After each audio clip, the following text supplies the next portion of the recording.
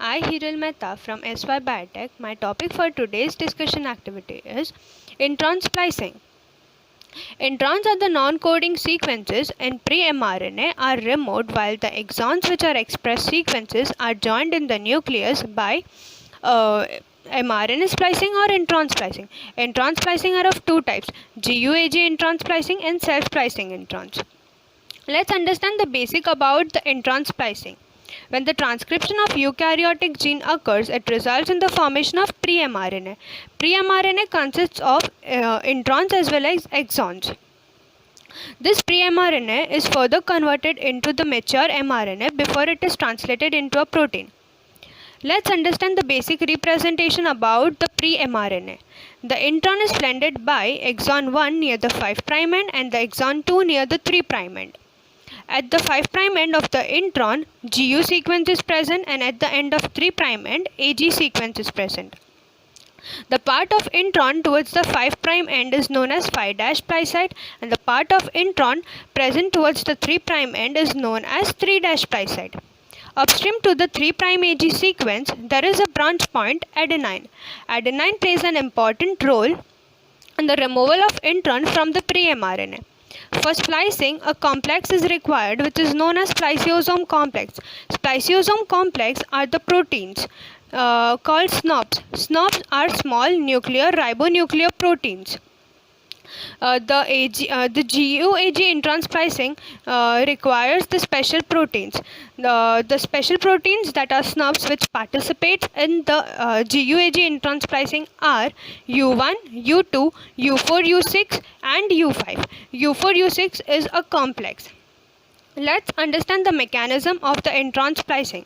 In the first step, the U1 SNP binds to the 5' end of the intron, that is at the GU sequence. In the second step, the U2 SNP binds to the branch point adenine. In the third step, the U4 U6, which is a complex, binds to the U5 and makes another complex. The whole complex attaches to the U2 SNP. Then the U1 SNP binds at the GU sequence, forms a loop and looped back to form a loop structure. After that, the U4 SNP is released and this spliceosome complex is known as active spliceosome. The active spliceosome complex now nicks the bond between the GU sequence and the exon 1. Then the exon 1 is released and the GU splice site binds to the adenine point, and so that the exon 2 is also released. And the remaining RNA intron structure forms a lariat structure. The RNA intron remaining out of the entire process is now released for degradation and the SNPs dissociates. Then the exon 1 and exon 2 are ligated together and they are sent for the translation into a protein. This is how the GUAG intron splicing takes place. Thank you. My topic is termination of transcription in prokaryotes. The termination in prokaryotes is brought about by two ways. The first is by using terminator sequence and second is by using terminator protein.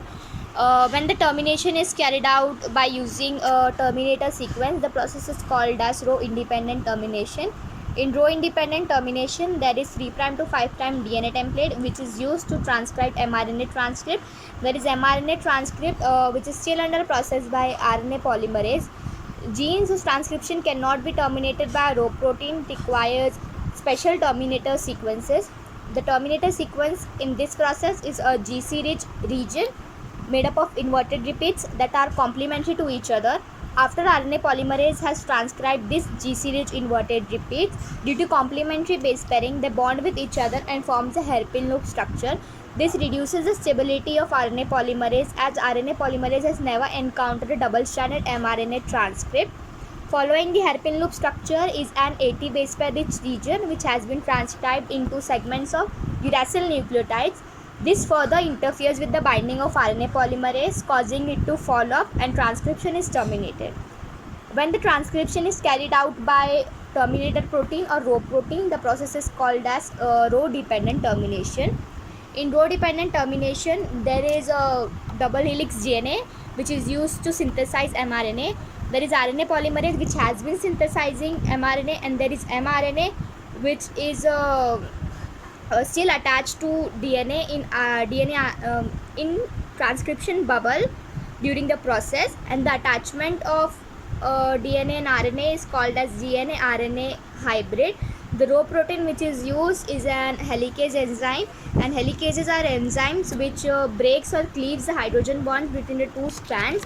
After RNA polymerase has transcribed the AT base pair rich region, the Rho protein attaches to the mRNA transcript. It quickly reaches up to DNA RNA hybrid and catches up with RNA polymerase, as RNA polymerase is already slightly disturbed due to string of uracil nucleotides. It unwinds the DNA RNA hybrid, mRNA falls off, and because of this the stability of RNA polymerase is affected. RNA polymerase also releases, and Rho protein is released shortly. This is how termination occurs in prokaryotes with the help of Rho protein. My topic is initiation of transcription in prokaryotes. Transcription is a process of synthesis of mRNA from a DNA template. A bacterial gene is divided into three sequences: a promoter, a RNA coding region, and a terminator. A promoter is the sequence of the upstream of the start of the gene that encodes for the RNA. RNA polymerase binds at the promoter and defines the direction of the transcription. The promoter sequences in bacteria are located at -35 and -10 base pairs upstream. The consensus sequences at -35 region is Titicaca, and that at -10 region is Tata. This is together called as the Pribnow box. Initiation of transcription in bacteria requires a holoenzyme, which consists of a core enzyme and a sigma factor. The core enzyme is made up of 4 subunits: 2 alpha subunits, 1 beta and 1 beta dash subunit. The sigma factor ensures that the RNA polymerase binds stably at the promoter, thus establishing the promoter specific binding property of the holoenzyme. First, the holoenzyme binds at the -35 sequence upstream while the DNA is still in the double-stranded helix form. This state is called as the closed promoter complex. As the initiation continues, the RNA polymerase binds at the -10 region, which is accompanied by the local untwisting of the DNA in that region. Now the RNA polymerase is oriented properly to begin transcription at the correct nucleotide of the gene, that is at +1. This state is called as the open promoter complex. RNA synthesis takes place in the region of the DNA, where the DNA has split into the single strands, giving rise to a transcription bubble. After 8 to 9 nucleotides have been synthesized, the sigma factor dissociates from the core enzyme, as the core enzyme is now itself capable of carrying out the transcription. Behind the untwisted DNA, the two strands of the DNA reform into the double-stranded structure. Within the untwisted DNA, the new nucleotides of the RNA are base paired with the DNA to form a temporary RNA DNA hybrid. As the RNA polymerase elongates the chain of the RNA, the enzyme untwists the DNA ahead of it, thus keeping the single-stranded transcription bubbles of spanning about 25 base pairs. This process is further continued by the step of elongation. Good evening, ma'am. The topic that I have chosen is initiation of transcription in eukaryotes. Transcription is a process that is completed in 3 steps. First one is initiation, second is elongation, and third is termination. Initiation is a process that is characterized by the assistance of RNA polymerase II, as well as a number of other proteins that are known as GTFs, or general transcription factors. There are 6 GTFs that take part in this process, and they are namely TF2A, TF2B, TF2D, E, F, and H. And these are lettered to reflect their order of discovery. So the process begins with the binding of the TF2D transcription factor onto the Tata box of the core promoter site. This results in the formation of the initial committed complex. Now the TF2D is a multi-subunit protein, which is which consists of two subunits of TBP, which is the Tata box binding protein, and TAF, which is the Tata box associated factors, TBP associated factors. One subunit of TAF. This and then next the TF2D and the TF2D Tata box complex acts as a binding site for the sequential addition of the other transcription factors. After this, TF2A and TF2B binds onto the Tata box, followed by the RNA polymerase. The TF2F factor helps RNA polymerase bind onto the Tata box, and this results in the minimal initiation transcription complex. Next, the last two factors come into play, which is the TF2E and the TF2E and the TF2H, which then results in the formation of a pre-initiation complex, also known as the complete initiation transcription complex. The TF2H possesses helicase-like property, and hence therefore unwinds the DNA, separates into a strand, which then helps the complementary nucleotides to get added onto the mRNA transcript. So thus the transcription process begins. Thank you. Hello ma'am. So my topic for the discussion activity is GUAG intron splicing. So GUAG intron splicing is a splicing event that happens on the GUAG type of introns. First I would define what an intron is. An intron is an intervening sequence that is present in the pre-mRNA, and it must be spliced from that of the mRNA transcript, whereas exons are also present in the pre-mRNA. They are called as expressing sequences because they're very much important for that of the translation process for encoding it into a polypeptide, for translating it into a polypeptide. So this whole process of splicing the introns and ligation of that of the exons back together is called as mRNA splicing or intron splicing.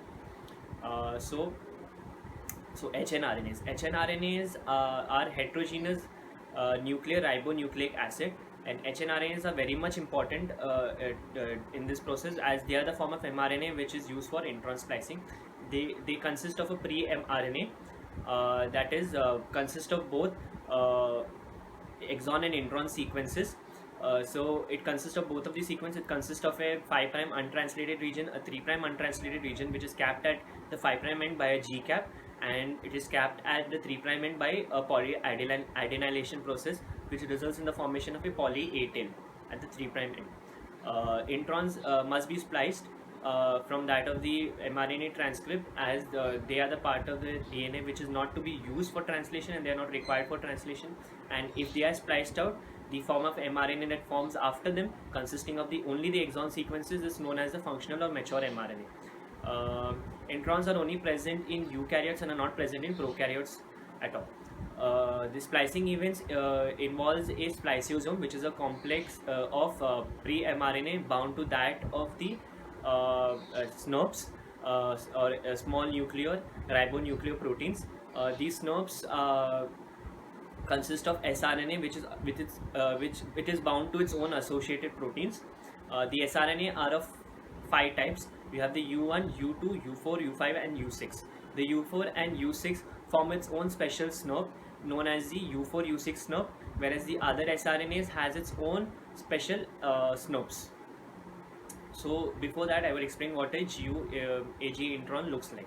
A GUAG intron consists of that of the 5' GU sequence at the 5' end, and it consists of the 5' AG sequence at the 3' end of the intron.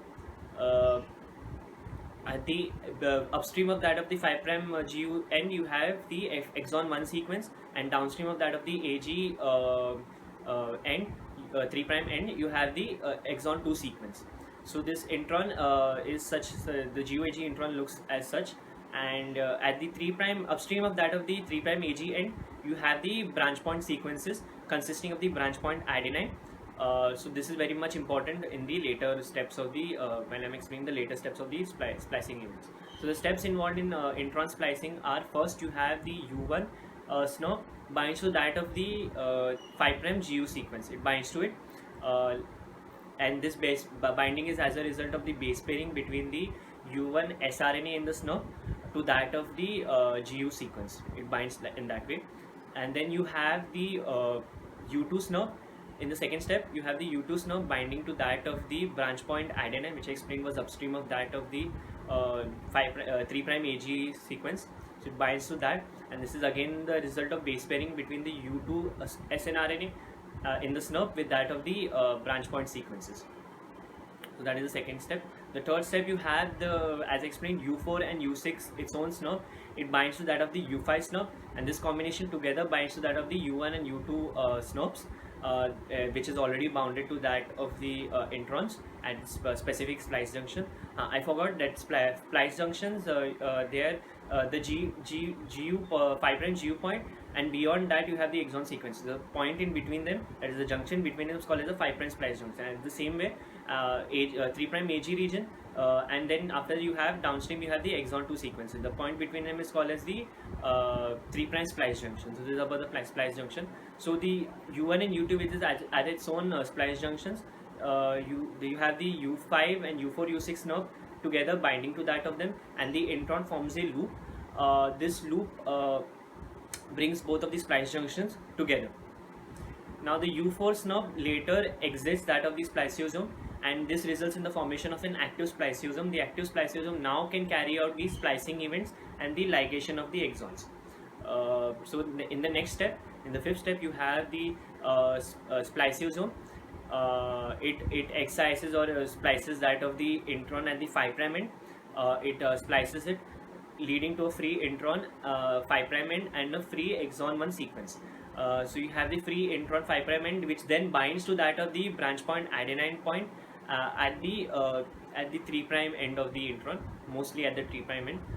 So it binds to that, and when it binds to it, it forms a 2' to 5' phosphodiester bond. Also very much important, it binds in the form of a lariat loop structure. So it looks like this. It forms a lariat loop structure, and it forms a 2' to 5' phosphodiester bond. Whereas the A nucleotide has its own, it's bounded to its neighboring nucleotides in the same fashion with a 3' to 5' phosphodiester linkage. Later after that, you have the spliceosome then excising that of the intron 3' end, and the exon 2 is now set free. The exon 1 and exon 2 are ligated together by the spliceosome itself, and then the spliceosome process is terminated. The intron that is now looped in the lariat loop structure can then further be degraded. It is further degraded, and the spliceosome is disintegrated, the SNPs disintegrate, and the splicing events are terminated. Depending on this process takes place depending on the number of introns that are present. So if there are 3 introns, there are 3 spliceosome events that are going to take place by the same spliceosome. It goes to the different introns and it splices them out and ligates the exons back. So this results in the formation of a functional or mature mRNA at the end of all the splicing event depending on the number of introns. And this spliceosome complex works on 3 basic interactions. It works on an RNA-RNA interaction, an RNA-protein interaction, and an protein-protein interaction. These interactions are very much necessary if the spliceosome has to conduct the GUAG intron splicing. So that was it for the topic. Thank you.